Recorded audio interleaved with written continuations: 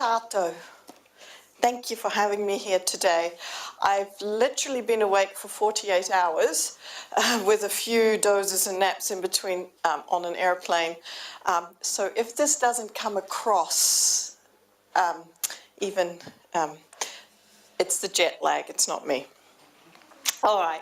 I do want to thank Thomas so very much for enabling me to come and for partaking in this conference. I am very sorry that I missed yesterday and that I will be missing tomorrow. There's a lot of great papers that I would have loved to have experienced, but I'm enjoying myself so far.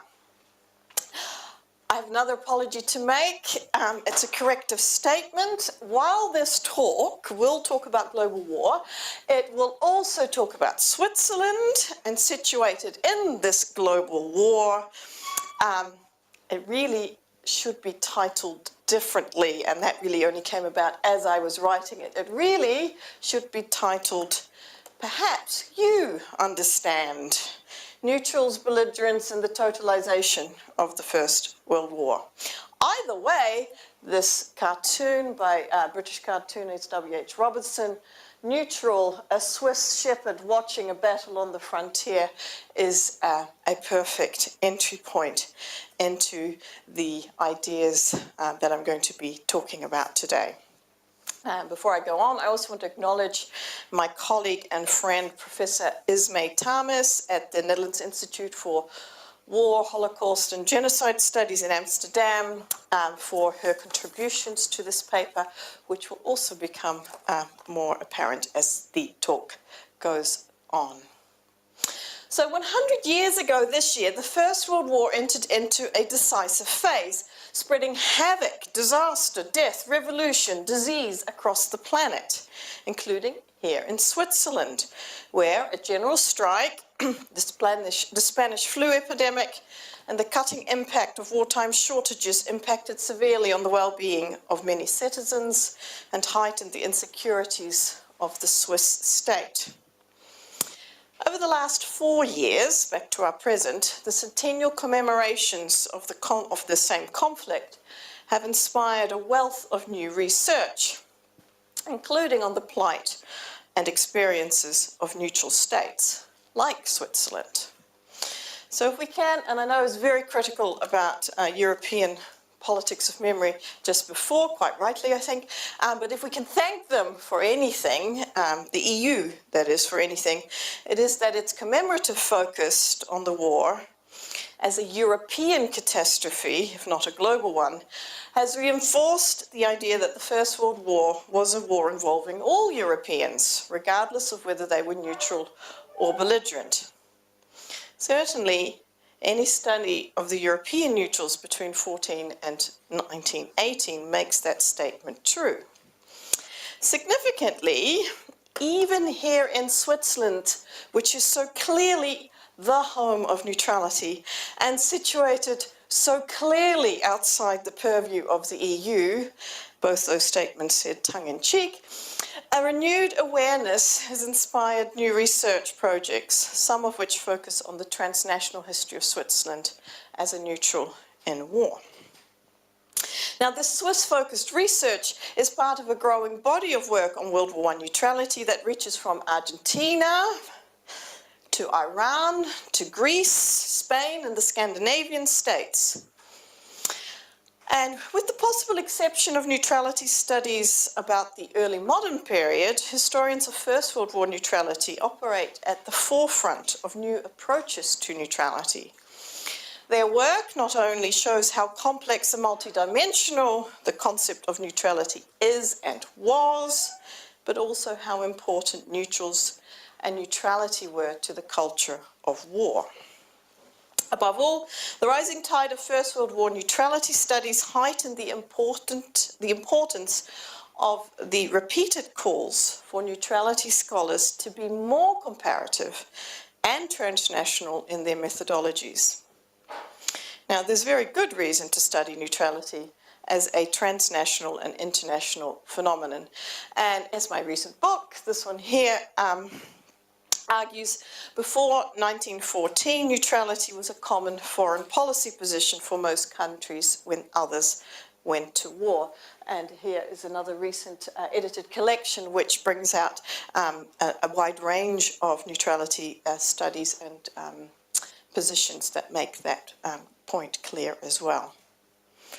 Even in 1914, the world consisted of more neutrals than belligerents. Wikipedia is good for some things, and this is particularly the maps it's pretty good at. But by the war's end, it did not. Belligerents outnumbered neutrals.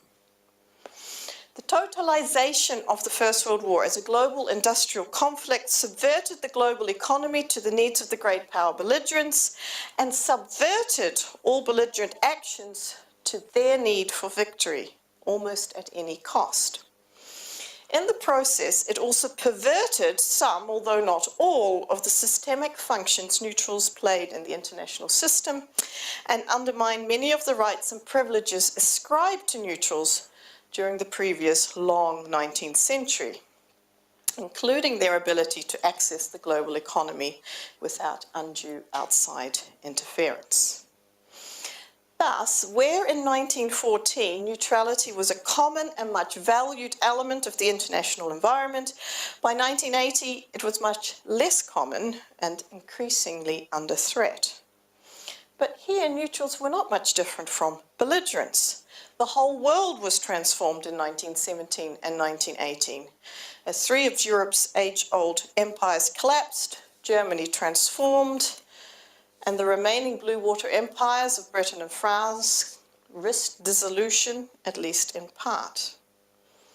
As revolution spread globally, a new global order was wrought, built on highly antagonistic ideologies: communism, fascism, ethnic nationalism, capitalist social democracy, collective security.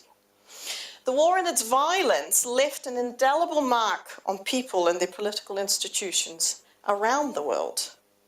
And in this dangerous new world, the League of Nations offered no protection for neutrals, or the neutrals of old, many of whom looked longingly back to the 19th century past.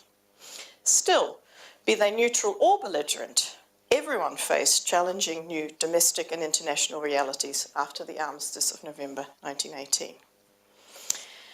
In other words, where in 1914 Switzerland as a neutral was far from exceptional, it was not even the only permanently neutralized territory, an honor it shared with Belgium, Morsnet, Luxembourg, parts of Persia, Albania, the Suez and Panama Canals in part, and Annalise will talk about that more, and a range of other non-European territories. By 1918, however, Swiss neutrality was more exceptional than it had ever been. By the end of the war, neutrality was a rare bird indeed, not exactly extinct, but certainly endangered. Scholars of the time even discussed the death of neutrality. To that end, the First World War presented as much of a historical fracture for the Swiss in Switzerland as it did for any of its belligerent neighbors. For all who survived them, the war years were a definitive and seminal experience. It was through the lens of the war they looked to the future. Unsurprisingly then, the study of contemporary history came into its own after 1918.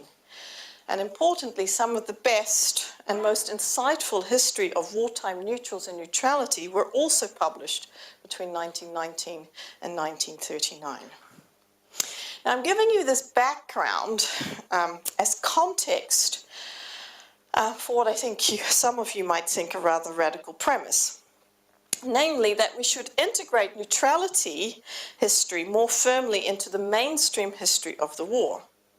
And in so doing, ascribe relevance to the changing relationship between neutrals and belligerents, as well as their relative functions in the course, conduct, and experience of the war years. From this perspective, neutrals did not only exist on the peripheries of the conflict, as this drawing or cartoon might suggest. They were not solely the witnesses of violence. They were not mere passive bystanders while the rest of the world went to pot. Neither were they purely caught in the middle with nowhere to run, although sometimes that was also true. And here's a Dutch cartoon from 1915 that has the Dutch as being squeezed between the might of the Germans and the British. Rather, neutrals were also key drivers of the First World War.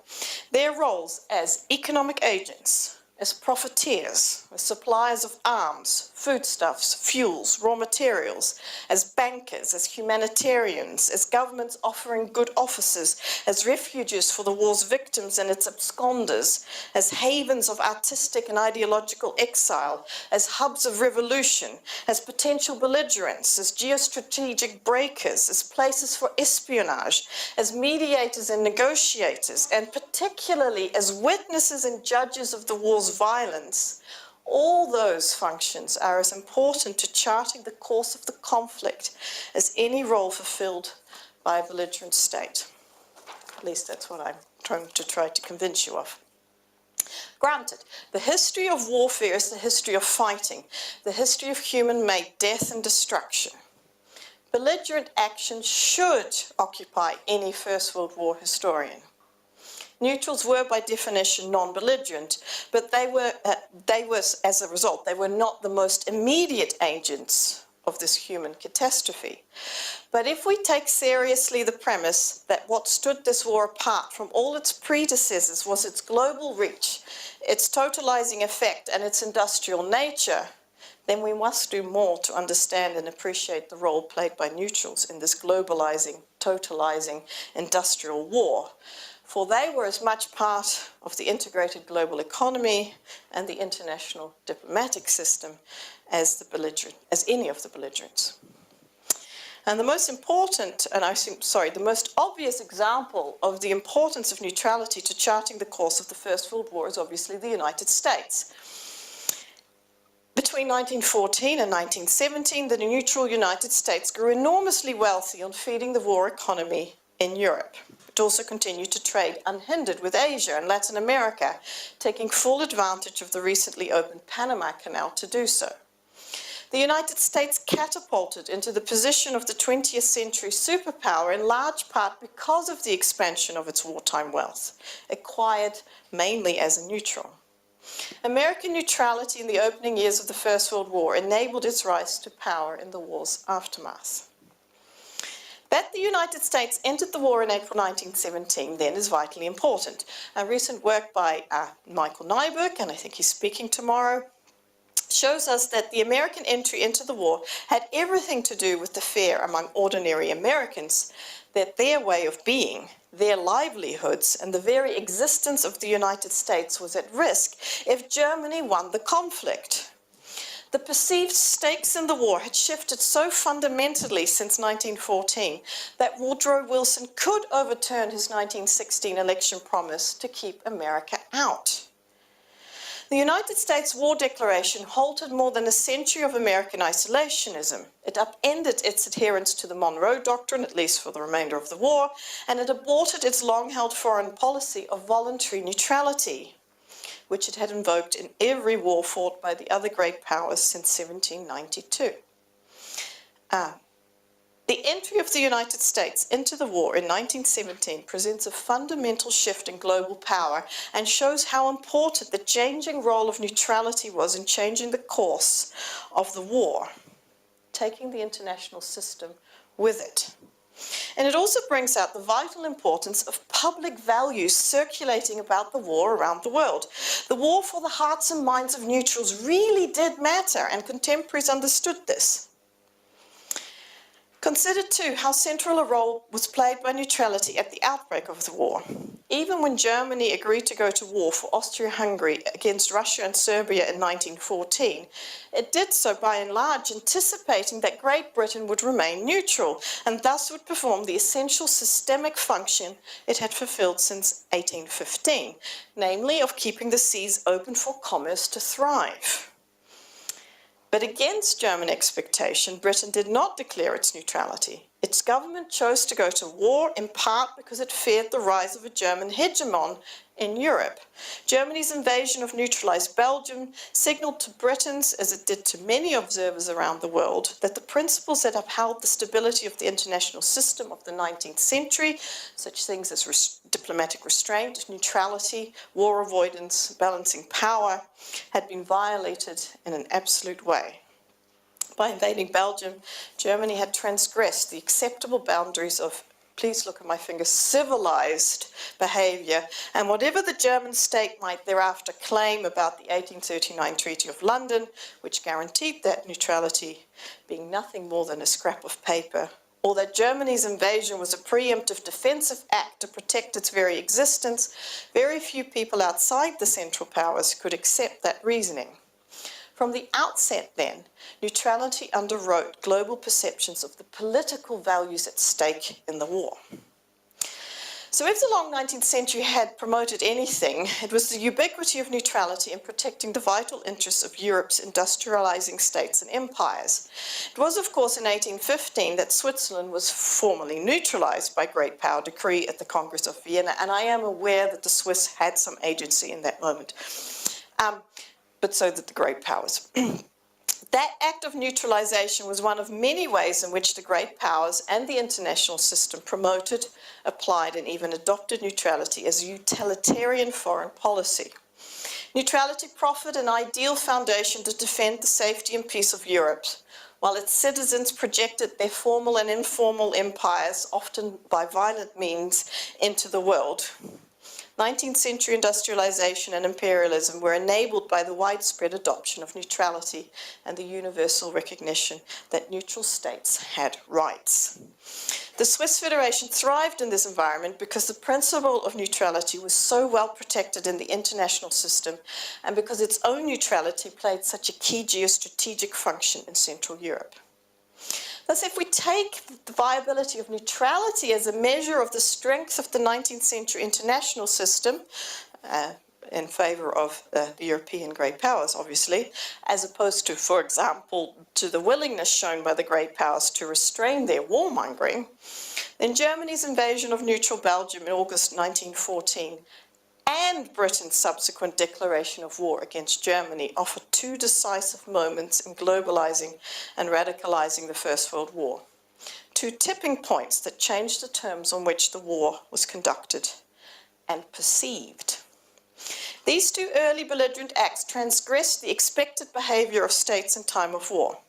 With these two steps, Europe and the international system in which the European great powers played such a central hand entered into a zone of uncertainty, a liminal space between the principles that dominate the international environment before 1914 and August 1914 and those that would dominate at the conclusion of the war. For what would this war of the world involve? How might it be constrained? How long would it last? Who and what would win? How destructive might it be? The zone of uncertainty was a cognitive reality, confronting all contemporaries with the changing face of the war. Consider as an example how the widely held wish for a short war, over by Christmas, was little more than a wild hope once the British Empire, with its multitude of resources and its control of the oceans, entered the fray. The liminal quality of the zone of uncertainty as an ever-shifting cognitive concern is therefore key. For if the old world is gone, the new world has not yet arrived, and what it will look like is entirely uncertain, then what old values should be clung to? What new values should be embraced or promoted? How can one's own security be protected? How can neutrals be safe? What is this war actually about? The uncertainty both enabled and justifications for extreme acts of violence and other behaviors in the name of victory or for the sake of victory, and ignited debate about the values that a post-war peace would entail. And this is what William Milligan's work, The Great War for Peace, has talked about in great detail. The parameters of this zone of uncertainty interest me most. It represents the space between war and peace, the amorphous moral boundary between right and wrong, the shifting tide of acceptable warfare, again, acceptable in quotation marks, and it marks the normative expectations contemporaries attached to the war as it progressed, none of which were uniform. A study of the relationship between neutrality and belligerency enables us to access the contours of that liminal space, its complexity and its diversity. So to illustrate some of this, I like to reference two texts. The first, a reflection on belligerency by the English science fiction master H.G. Wells from his 1917 publication, War in the Future. The second, from Wells's compatriots T.H. Lawrence and Malcolm Carter, two international lawyers working on the subject of neutrality and war zones in 1915. Wells opens his War in the Future with a reflection about public opinion and its role in affecting public meaning. According to Wells, and I quote, "Opinion was playing a much larger and more important part in the war than it had ever done before. This wild-spreading weed was perhaps of decisive importance. There was opinion flowering away at home, feeding rankly on rumour. Opinion in neutral countries. Opinion getting into great tangles of sacrifice and serenity of the home population. All were affected." Why did opinion matter so much? Because the war confronted, frightened, confounded. For Wells, this war was, and I quote again, queer. It is not like anything in a really waking world, but like something in a dream. It hasn't exactly that clearness of light against darkness or of good against ill, but it has the quality of wholesome instinct struggling under a nightmare. The world is not really awake. This vague appeal for explanations to all sorts of people, this desire to exhibit the business, to get something in the way of elucidation at present missing, is extraordinarily suggestive of the efforts of the mind to wake up that will sometimes occur at a deep crisis. And what made the war so queer, as Wells saw it, was its incomprehensibility. He narrated his experience of a tour of the Western Front as follows, and again I quote, "My memory of this tour I have just made is full of puzzled-looking men. I have seen thousands of poilus sitting about in cafes, by the roadside, in tents, in trenches, thoughtful. I have seen Alpini sitting restfully and starting with speculative eyes across the mount gulfs towards unseen and unaccountable enemies. I have seen trainloads of wounded staring out of the ambulance train windows as we passed. I have seen these dim intimations of questioning reflecting in the strangest juxtapositions, and Malagasy soldiers resting for a spell among the big shells they were hoisting into trucks for the front, in a couple of khaki-clad Maori sitting upon the step of a horse van in Amiens station. It is always the same expression one catches, rather weary, rather sullen, inturned. The shoulders droop. The very outline is a note of interrogation. They look up as the privileged tourist of the front in the big automobile or reserved compartment with his officer or so in charge passes, importantly. One meets a pair of eyes that seem to say, perhaps you understand? In which case? For Wells, the disaster of war needed explanation, as did the actions of great evil undertaken by the belligerents, and from his point of view, the greatest evil was committed by Germany. But he also demanded explanations of obstinate neutrals, like the United States. How else could one make sense of the disaster?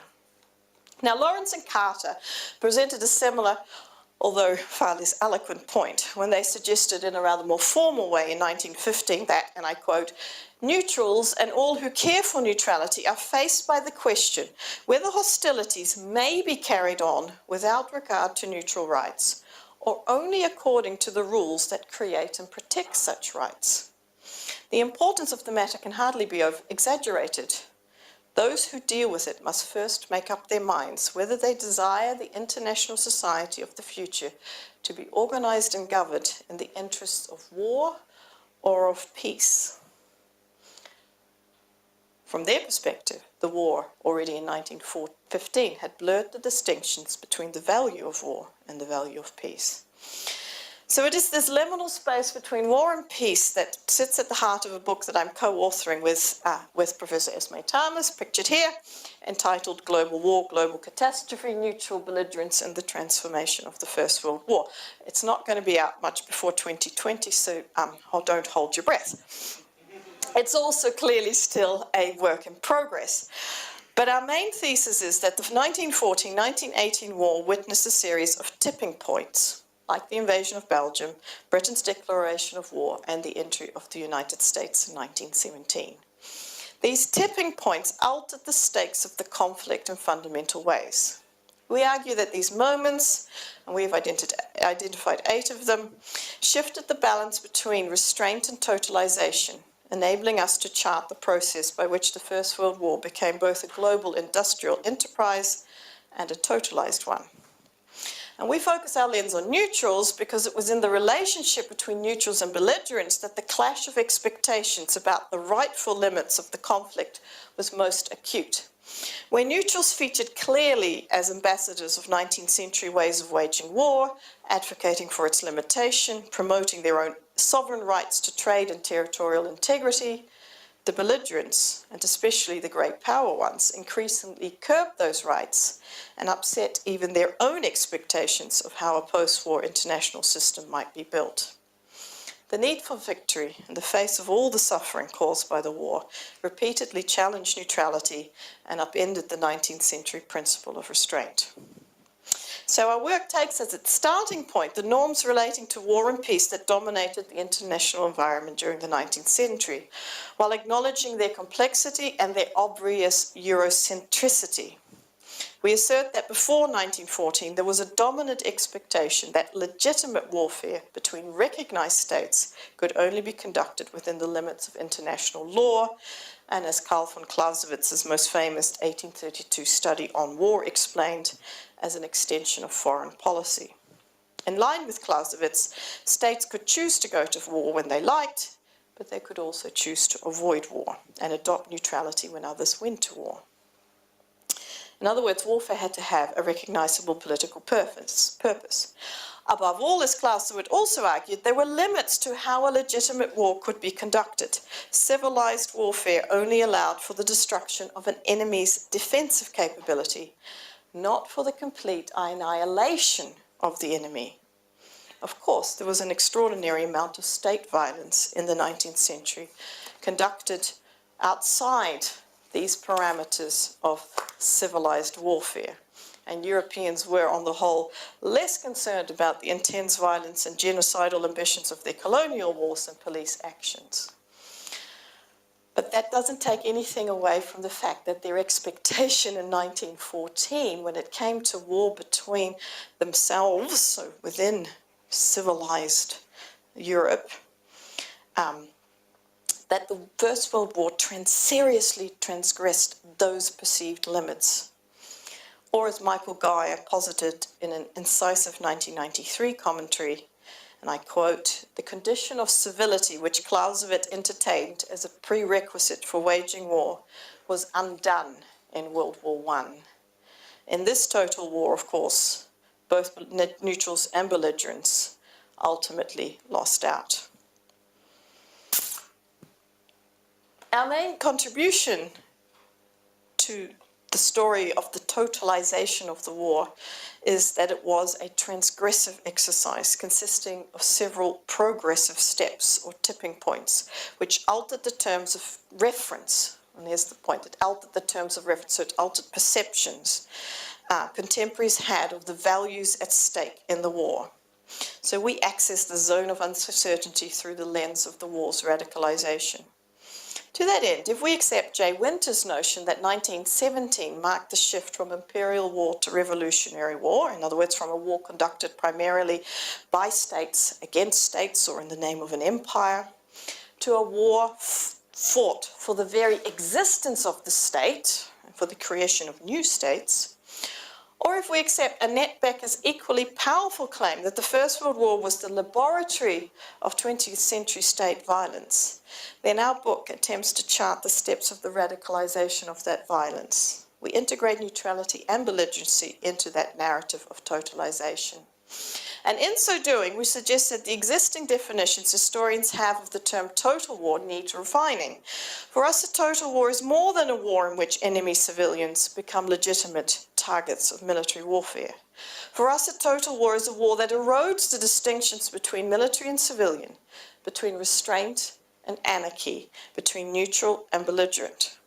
Total war was as much a state of being as it was a way of behaving and of thinking outside the acceptable limits of human interaction.